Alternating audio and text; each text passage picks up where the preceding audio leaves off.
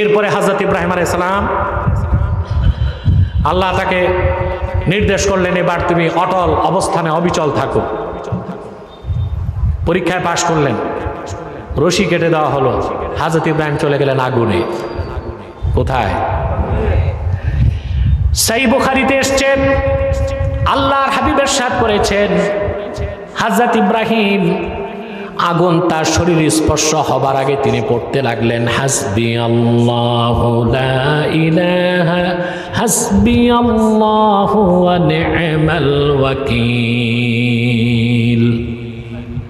আগুন তার গায়ে স্পর্শ হবার আগে তিনি বললেন, হাসবিয়াল্লাহু ওয়া নি'মাল ওয়াকিল, আল্লাহ তাআলাই আমার জন্য যথেষ্ট আর তিনি হচ্ছেন উত্তম অভিভাবক। হাদিসটি সহিহ বুখারীতে এসেছে, আল্লাহর হাবিব ইরশাদ করেছেন, হাসবিয়াল্লাহু ওয়া নি'মাল ওয়াকিল ক্বালাহা ইব্রাহিমু হিনা উলকিয়া ফিন নার। হযরত ইব্রাহিমকে যখন আগুনে দেয়া হয়েছে তখন তিনি এই বাক্যটা পড়েছে। এই আমলটা মনে থাকবে? কথা বলে না। এখন আপনাদের এখানে রাসেল ভাইপারের আতঙ্ক ছড়ায় গেছে, পদ্মার পারে যারা, এদের ঘুম হারাম। কিছুটা রিয়েল নিউজ, কিছুটা ফেক নিউজ। ফেসবুকওয়ালারা আর ইউটিউবাররা রং টং লাগায় সংবাদ দিতেছে। এমন অবস্থা মানুষের যে সাপের ভয়তে আর ঘুমাবে না রাতে। আপনাদেরকে আমলটা দিয়ে গেলাম, সকালে 7 বার পড়বেন। কয়বার? পুরাটা পড়বেন, হাদিসে পুরাটা এসেছে। ফাইন তাওয়াল্লাউ ফাকুল হাসবিয়াল্লাহু লা ইলাহা ইল্লাহু আলাইহি তাওয়াক্কালতু ওয়া হুয়া রাব্বুল আরশিল কারীম। কয়বার পড়বেন? ওয়া হুয়া রাব্বুল আরশিল আযীম। 7 বার সকালে, 7 বার সন্ধ্যায়। আর 3 বার সকালে, 3 বার বিকালে পড়বেন বিসমিল্লাহিল্লাযী লা ইয়াদুররু মা ইসমিহি শাইউন ফিল আরদ ওয়ালা ফিস সামাই ওয়া হুয়াস সামিউল আলিম। কয়বার? আর যদি সাপের ভয় থাকে তো পড়বেন 7 বার সালামুন কাওলাম মির রাব্বির রহিম, সালামুন আলা নূহিন ফিল আলামিন। সাপের অনিষ্টতা থেকেও আল্লাহ তাআলা আপনাকে রক্ষা করবেন। এমন কি এত মুজাররাব আমল এটা, সাপ ছোবল দিতে চাইলে তার মুখ বন্ধ হয়ে যায়। এই মাসনুন আমলগুলো করলে আপনারা পরকালেও শান্তি পাবেন, দুনিয়া তো নিরাপত্তার চাদরে বেষ্টিত হয়ে যাবে। তাবারিতে এসেছে 3 দিন, কোনো বর্ণনায় 7 দিন, কোনো বর্ণনায় 40 দিন। বিশুদ্ধ মতে 3 দিন পর আগুন থেকে বেরিয়ে আসেন ইব্রাহিম আলাইহিস সালাম, তার গায়ের একটা পশমও জ্বলল না। সুবহানাল্লাহ। হযরত ইব্রাহিম যাকে পিতা বলতেন আজার, হযরত ইব্রাহিমের পরিণতি দেখার জন্য তিনি প্রাসাদের ছাদে উঠলেন। সে তাকায় দেখলো, আজার তাকায় দেখলো, আগুনের কুণ্ডলীর মধ্যে আল্লাহ তাআলা হযরত ইব্রাহিমের জন্য সবুজ একটা গুলিস্তান বানাই দিয়েছেন।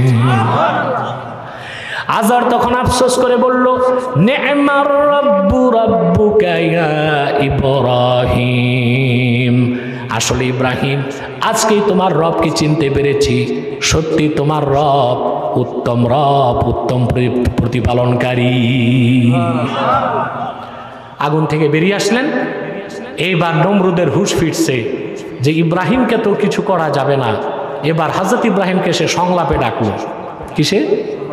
মুনাজারা, ডিবেট। হযরত ইব্রাহিমের সাথে নমরুদের ডিবেট হয়েছে। ওই কথা আল্লাহ কোরআন শরীফে বলে দিয়েছেন। আপনারা জানেন ডিবেটে নমরুদ হেরে গেছে। ফাবুহিতাল্লাযী কাফার, যে কুফর করছে আল্লাহ বলে সে হতভম্ব হয়ে গেছে।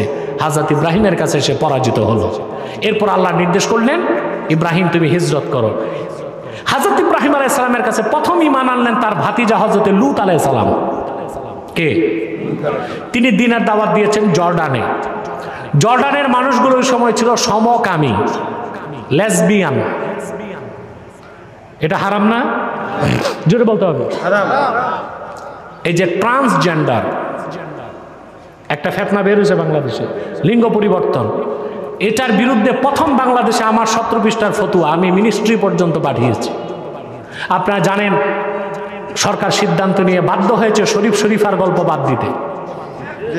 এই ট্রান্সজেন্ডারের বিরুদ্ধে আমার প্রতিবাদ ছিল অত্যন্ত কঠিন। আলহামদুলিল্লাহ আপনারা সোশ্যাল মিডিয়ায় দেখেছেন। এই ট্রান্সজেন্ডার, সমকামিতা এগুলো প্রচার করতেছে। আমেরিকাতে এক ইহুদি আছে, তার নাম জর্জ সরস। কি নাম? পৃথিবীর 12টা বিশ্ববিদ্যালয়কে ইহুদি $1 বিলিয়ন দিয়েছে সমকামিতা প্রচার করতে।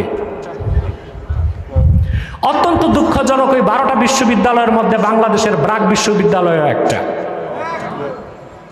ওই $1 বিলিয়ন ভাগ একটা পাইছে। $1 বিলিয়ন তো আর কম না, 10,000 কোটি টাকার বেশি। 12টা বিশ্ববিদ্যালয় কি দিয়েছে? ব্রাক বিশ্ববিদ্যালয় পেয়েছে। আমি বহুবার বলেছি, ব্রাক বিশ্ববিদ্যালয় যদি ইসলাম বিরোধী, দেশ বিরোধী, চরিত্র বিরোধী কাজ বন্ধ না করে, ব্রাক বন্ধের ঘোষণায় জনগণ মাঠে নামতে বাধ্য হবে। কারণ এই দেশে, দ্বিতীয় বৃহত্তম মুসলিম দেশে, ইহুদিদের এজেন্ডা বাস্তবায়ন করতে দেওয়া হবে না। কোন বিশ্ববিদ্যালয়কে, কোন রাজনৈতিক দলকে, কিংবা কোন বিশ্ববিদ্যালয়কে, কোন এনজিওকে। একমত আছেন? জর্ডানে লূত আলাইহিস সালাম দ্বীনের দাওয়াত দিলেন, সমকামীরা তার কথা মানল না, আল্লাহ গজব দিলেন। তার চিহ্ন এখনো আছে, ডেড সি, মৃত সাগর। আল্লাহ হযরত ইব্রাহিমকে বললেন, এবার তুমি বাবেল ছাড়ো। চলে গেলেন তিনি পরিবার পরিজন নিয়ে কেনানে। কেনান হচ্ছে ফিলিস্তিন। ওখানে যাওয়ার পর আল্লাহ নির্দেশ করলেন, ইব্রাহিম এবার তুমি তোমার স্ত্রী হাজেরা আর বড় সন্তান ইসমাইলকে নিয়ে চলে যাও মক্কায়। প্রতিটা হুকুম তিনি বিনা প্রশ্নে মানতেছেন। এর নাম আত্মসমর্পণ, এর নাম ইসলাম। সুবহানাল্লাহ বলবেন না?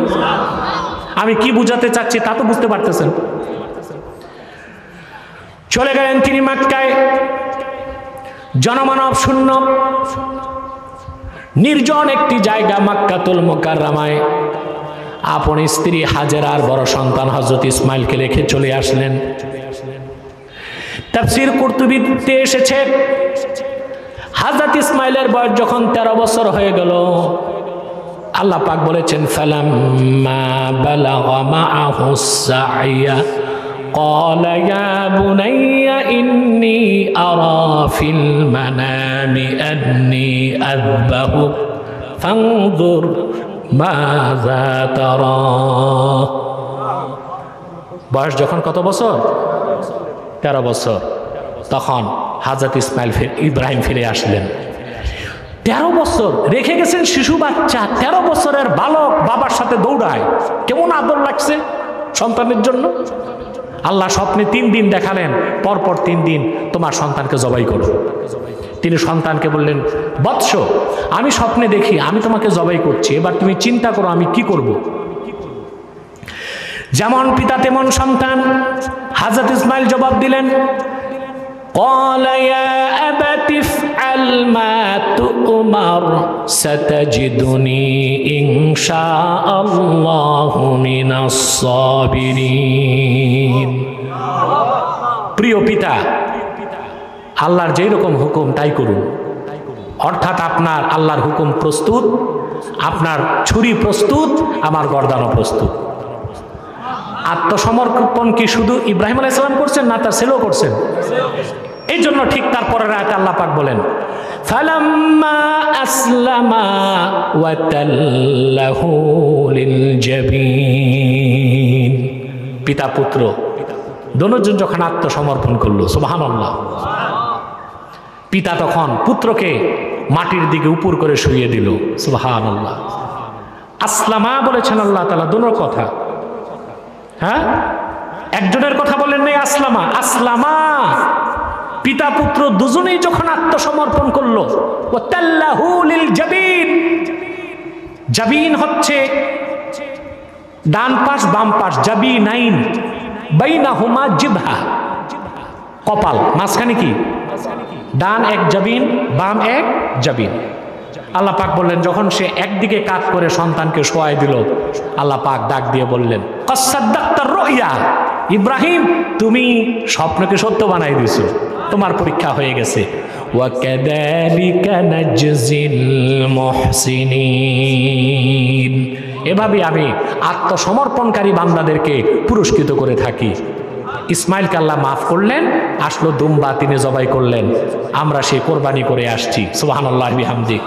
যুগের পর যুগ ধরে উম্মতে মুসলিমা আল্লাহর হাবিব সাল্লাল্লাহু আলাইহি ওয়াসাল্লাম ১৫০০ বছর আগে উম্মতে মুহাম্মাদের উপর কোরবানিকে ওয়াজিব করে দিয়েছেন, ধনীদের উপর। কেন? শুধু গোশত খাওয়ার জন্য না। হযরত ইব্রাহিম আলাইহিস সালাম আল্লাহর প্রতিটি পরীক্ষায় উত্তীর্ণ হয়ে মুসলিম হয়েছেন, আত্মসমর্পণকারী হয়েছেন, সেই ইতিহাসকে যেন প্রতি বছর মুসলমান স্মরণ করে নিজেরাও যেন আল্লাহর হুকুমের সামনে আত্মসমর্পণ করতে পারে। আল্লাহর কাছে আত্মসমর্পণ করাই হচ্ছে ইসলাম, বলে সুবহানাল্লাহ। এবার আমি পুরো আলোচনা একটু মনে করাই দিচ্ছি। সব কিছুর আগে ঈমান, তারপরে ইসলাম। ঈমান না এনে ইসলামে ঢোকা যায় না। যার ঈমান নাই, ঈমানের ত্রুটি আছে, সে মুসলিম হতে পারে না। এক কথায় আল্লাহর আখিরি নবী নূর নবীজি মুহাম্মদ সাল্লাল্লাহু আলাইহি ওয়াসাল্লামের রিসালাতকে বিশ্বাস করার নাম ঈমান। আর তিনি ১৫০০ বছর আগে যে শরীয়ত রেখে গেছেন, বিনা প্রশ্নে ওই শরীয়তের হুকুমগুলো মানার নাম হলো ইসলাম। আপনি পরিপূর্ণ মুসলিম হয়ে যাবেন, বিনা আযাবে কম হিসাবে আল্লাহর জান্নাত পাবেন। আল্লাহ যেন আমাদেরকে মুমিন এবং মুসলিম বানান, বলুন আল্লাহুম্মা আমিন। আল্লাহ আমাদেরকে কবুল করুক, মঞ্জুর করুক, বলুন আল্লাহুম্মা আমিন। সাদাকাল্লাহুল আযীম ওয়া সাদাকা রাসূলুহুন নবিয়ুল কারীম ওয়া নাহনু আলা যালিকা মিনাশ শাহিদিন ওয়াশ শাকিরিন আলহামদুলিল্লাহি রাব্বিল আলামিন। তোমরা কি আউলিয়া কেরাম নাকি? মুনাজাত লাগে না? ভাবসাব কি খুব অলি হয়ে গেছে, ওনার মুনাজাত লাগে না? যারা দাঁড়িয়ে আছেন বসেন, যে যেখানে আছেন বসে যান। হ্যাঁ, ছেলেদেরকে আমি যেতে বললাম, যে যা পারেন মাহফিলের জন্য দিবেন। এমপি সাহেব বলে গেছে, চেয়ারম্যান সাহেব ধনী মানুষ, তারপরও যদি লাগে বাকিটা আপনাদেরই তো দিতে হবে। ছেলেরা আছে ৬০ জন ছেলে, নামো নামো তোমরা, প্রত্যেকে কিছু কিছু দিবেন। আমি আপনাদের জন্য প্রাণ খুলে দোয়া করব, আর এক্ষুনি মুনাজাতের প্রস্তুতি নিব ইনশাল্লাহ। তার আগে আপনাদের উদ্দেশ্যে কিছু কথা বলছি, কোনো শব্দ হবে না, আমার কথা শুনতে থাকেন, শব্দ করবেন না। সম্মানিত সুধী, এখানে আপনারা বিভিন্ন দল ও মতের লোক আছেন, আছেন না? কথা বলে না। এখানে আওয়ামী লীগ আছে, বিএনপি আছে, জাতীয় পার্টি আছে, জামাত আছে, কওমি আছে, আলিয়া আছে, সাদা টুপি, কালো টুপি, গোল টুপি, লম্বা টুপি, সব ধরনের লোকই আছে, আছে না? এই কথা বলবা না, কথা বলবা না, কথা বলবেন না, আমার কথা শুনতে থাকেন আর দিতে থাকেন। আপনাদের কাছে আমার করজোড় অনুরোধ, দলীয় মতভেদ থাকে থাকুক, মাসলাকগত দ্বন্দ্ব আছে থাকুক, কিন্তু ৩টি মৌলিক দাবি আদায় আমরা এক হয়ে যাব। রাজি আছেন?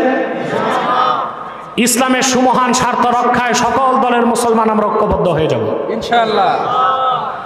বাংলাদেশে মুসলমানদের মৌলিক দাবি আদায়ে আমরা সব এক হয়ে যাব। আর বাংলাদেশের স্বাধীনতা সার্বভৌমত্ব রক্ষায় সকল দলের মুসলমান এক হয়ে যাব ইনশাআল্লাহ। রাজি আছেন? আমাদের এই ৩টি স্বার্থের বিরুদ্ধে বাংলাদেশে কাজ করতেছে ৩টে অমুসলিম সম্প্রদায়। তার মধ্যে একটি হচ্ছে কুখ্যাত কাদিয়ানি সম্প্রদায়। নিঃসন্দেহে তারা কাফের এবং অমুসলিম। তাদেরকে যারা কাফের বলবে না, তারাও কাফের, কারণ তারা আল্লাহর আখিরি নবী মুহাম্মদ সাল্লাল্লাহু আলাইহি সাল্লামকে আল্লাহর শেষ নবী হিসেবে বিশ্বাস করে না। চিল্লায় বলেন নাউজুবিল্লাহ। সেজন্য তারা কি? জোরে বলেন, তারা কি? তাদেরকে যারা কাফের বলবে না, তারাও কাফের। মানুষকে ধোঁকা দিতে তারা মুসলমানদের মতো দাড়ি রাখে, টুপি লাগায়, নামও রাখে। তাই বলে কি মুসলিম হবে? দাড়ি রাখলে কেউ যদি মুসলিম হতে পারতো, তো রবীন্দ্রনাথ ঠাকুরের চেয়ে বড় মুসলমান কে হইতো? সে কি মুসলিম ছিল না অমুসলিম? আর টুপি লাগালে মুসলমান হওয়া যায়? ভারত পার্লামেন্টে দেখবেন, দিল্লি পার্লামেন্টে কংগ্রেসের হিন্দু এমপিরাও লম্বা টুপি লাগায়। তাই বলে কি মুসলিম হবে? আর নাম রাখলে কি মুসলিম হবে? এক শয়তান বোতলে পেশাব করে উপরে নাম লিখছে শরবত, ওটা কি শরবত হবে? তদ্রুপ কাদিয়ানিরা কাফের।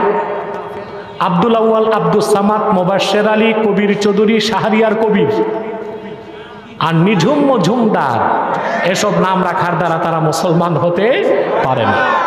আমার ভাইরা, আমার বন্ধুরা, আমার আল্লাহ ও নূর নবীজি আমার মুহাম্মদ সাল্লাল্লাহু আলাইহি ওয়াসাল্লামের ইসলাম ও কোরআনের হাজার হাজার হাজার বছর পরে বর্তমান ভারতের কুখ্যাত, পাঞ্জাবের কুখ্যাত, গুরুদাসপুরের কুখ্যাত কাদিয়ানে ইংরেজ আমলে এক শয়তান নিজকে নবী দাবি করছে।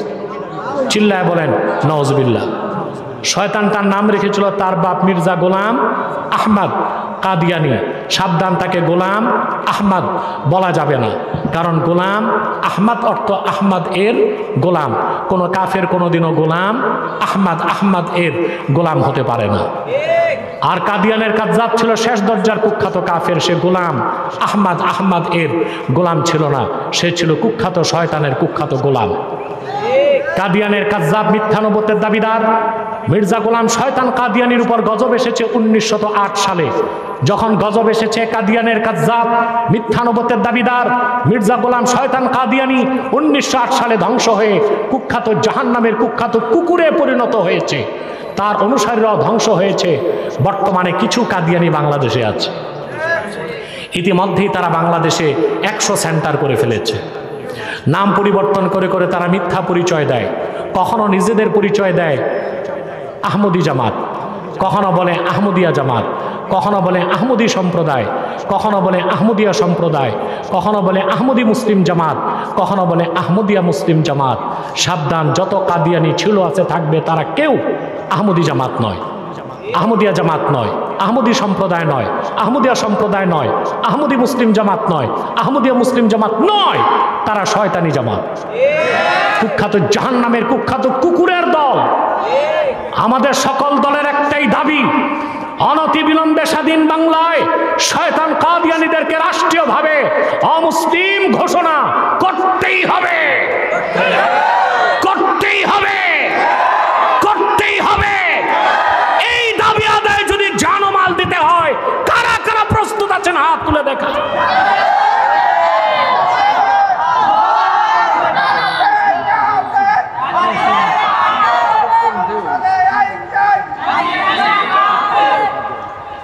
সম্মানিত সুধী, তাদেরকে অর্থনৈতিক সহযোগিতা করবেন না? করবেন? করেন? জি।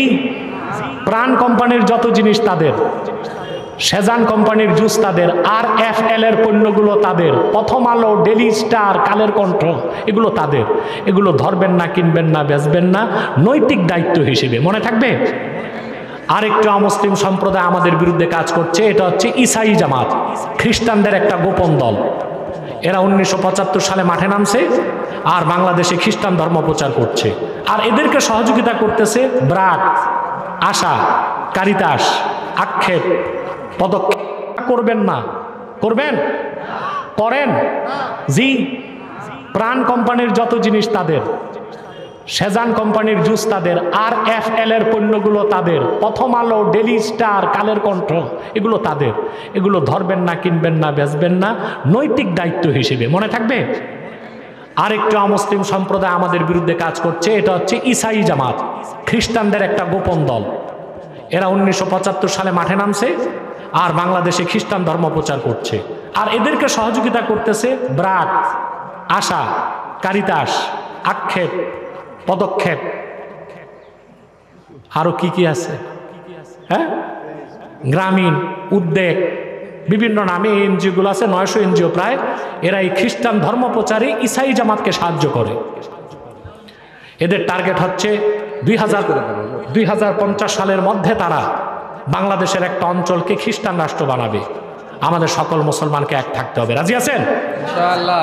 আর একটি অমুসলিম, আরেকটি জঘন্য ফিতনা বাংলাদেশে মাথা চারা দিছে, এটার নাম হিজবুত তাওহীদ। এটা আসলে হিজবুত শয়তান, এটা ইসরায়েলের টাকায় চলে। কিসের টাকায়? এদের ব্যাপারেও সাবধান থাকবেন। পারবেন তো ইনশাআল্লাহ? আমি আর আপনাদের কষ্ট দিচ্ছি না, আসুন মুনাজাতের প্রস্তুতি নিচ্ছি। আল্লাহ তাআলা আমাদের কবুল করুক, মঞ্জুর করুক। বলুন আল্লাহুম্মা আমিন। আপনারা একবার সূরা ফাতিহা পড়ুন, 3 বার সূরা ইখলাস পড়ুন, ইস্তেগফার পড়ুন 11 বার। আর যারা দাঁড়িয়ে আছেন এবার অন্তত বসেন।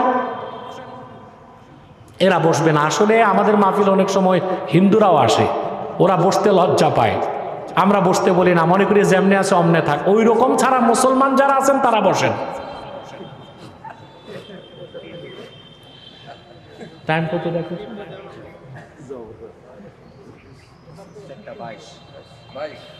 পড়েন পড়েন পড়েন, তাড়াতাড়ি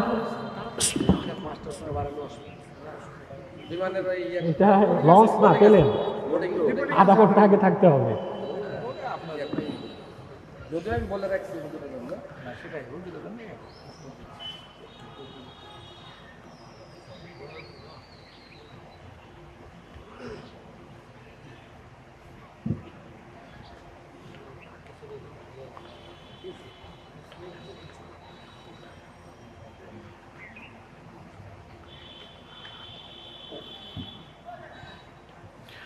রব্বানা যালামনা আনফুসানা ওয়া ইন লাম তাগফির লানা ওয়া তারহামনা লানাকুনান্না মিনাল খাসিরিন।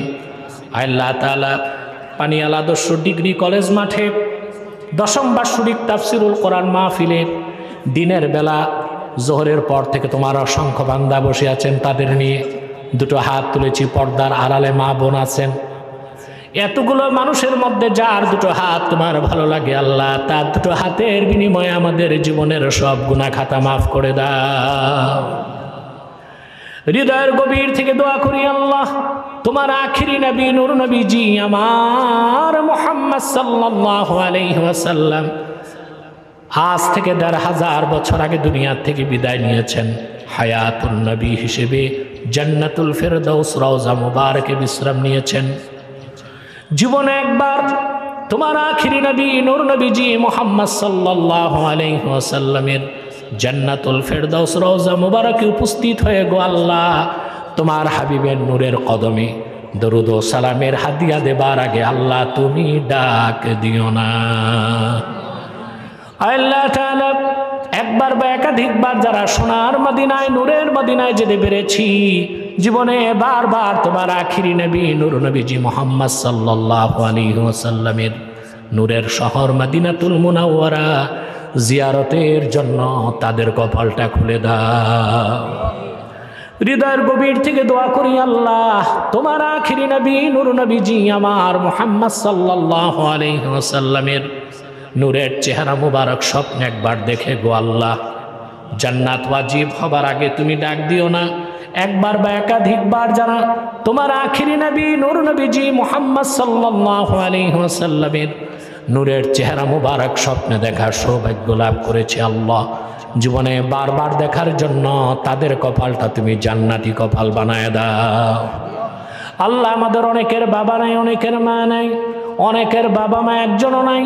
যত মানুষের বাবা মা দুনিয়ার থেকে বিদায় নিয়ে অন্ধকার কবরে চলে গেছে আল্লাহ, সকল মুসলমান বাবা মার কবরকে আল্লাহ তুমি দয়া করে জান্নাতের বাগান বানায় দাও। রব্বুল আলামিন, আমার যুবক ভাইয়েরা প্রচণ্ড মেহনত করে প্রতি বছর মাহফিলটা করে, এবার দিনের বেলা মাহফিলের সাহস করেছে জোহরের পর। তুমি মেহেরবানি করেছো, বৃষ্টি বাদল দাও নাই, ঝড় তুফান দাও নাই, চতুর্দিক বৃষ্টি বাতলে চতুর্দিকের মানুষের অবস্থা যখন নাকাল হয়ে গেছে, যুবকদের মনে কষ্ট লাগবে, তুমি বৃষ্টি দাও নাই, মাহফিলটা সফল করে দিয়েছ।